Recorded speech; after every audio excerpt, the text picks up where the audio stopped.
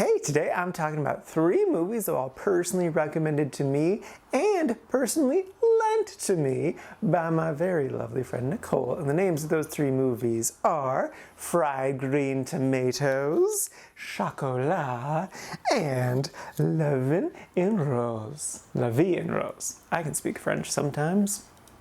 Well, first up is Fried Green Tomatoes. This is a 1991 film based off of 1987 book of roughly the same name, and the basic premise is really complicated. There's a lot that happens in this story. But to break it down a little bit, in modern times, Kathy Bates is a middle-aged woman in a not great relationship, and she ends up befriending this little old lady at the nursing home, who then in turn tells her an inspiring story about these 2 lesbians from the 30s. And it's really solid. I definitely understand why she recommended this movie to me and why this is actually a very beloved movie / book. I enjoyed a lot of this. It's definitely a very lighthearted story, but they weren't afraid to delve into some darker stuff. The whole premise is kind of based around like someone gets murdered, and like there's also some stuff with like racists back in the day. A man almost gets lynched. But even with that, it's still kind of a heartwarming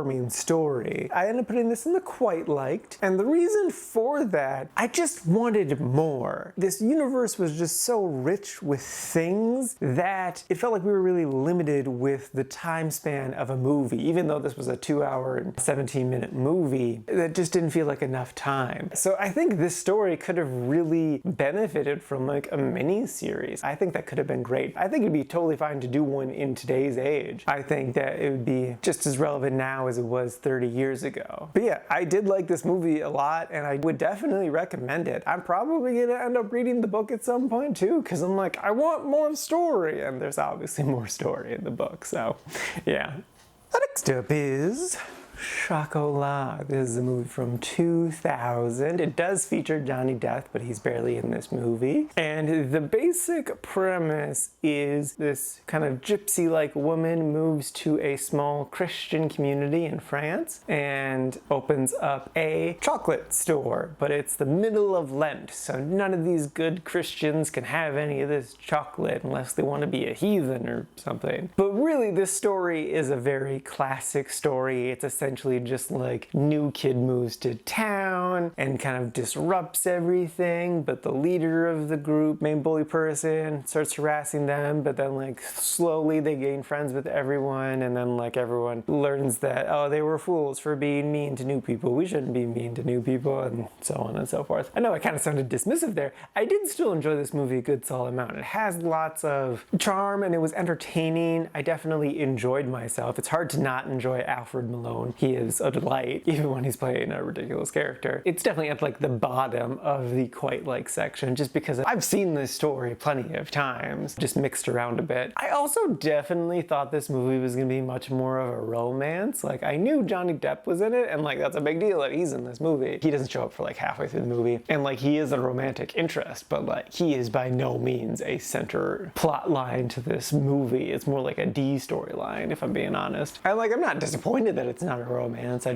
had the wrong expectations going into this movie. But yeah, I think I would have enjoyed this movie a bit more had it actually been in French, since it is set in France. But I understand it's not actually a French movie. It's a British / American movie. But yeah, it was good. It was fine. I enjoyed it. I would recommend it too. Just like, it's not a romance, so don't go in expecting that like me, but still a worthwhile experience. Or you could just watch Mean Girls. That's also an option too.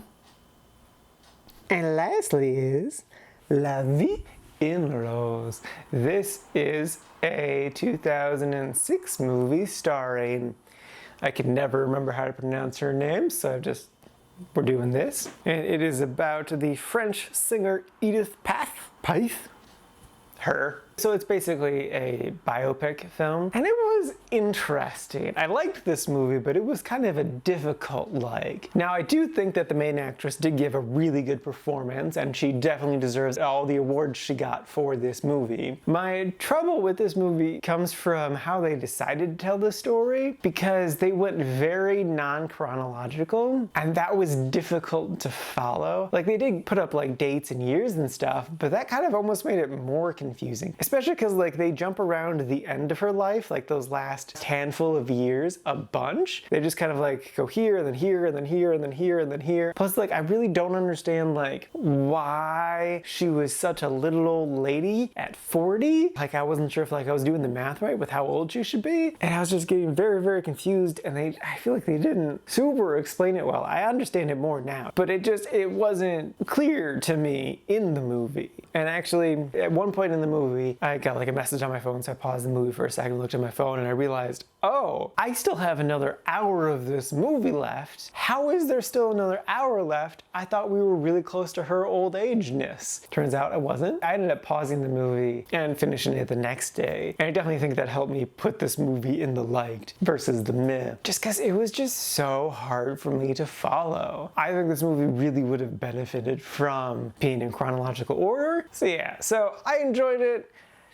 I'll really recommend it unless like you're a big fan of Edith or you're a big fan of, because she does do a really good performance, and her old woman makeup is really, really good. I'm like, ooh, you look like my grandma right now. That's so cool. But yeah, the music was definitely a standout. The music was great. It makes sense that she's a much beloved singer because damn, she can sing. Movies, okay. Alrighty, now for today's rankings. First up, we got Fried Green Tomato, sitting at number 26 in the quite like section. And then not too terribly far behind is Chocolat, sitting at number 31, also in the quite like section. And then bringing up the rear is La Vie en Rose, sitting at number 46 in the liked section. And this is out of a total of 63 old movies so far this year.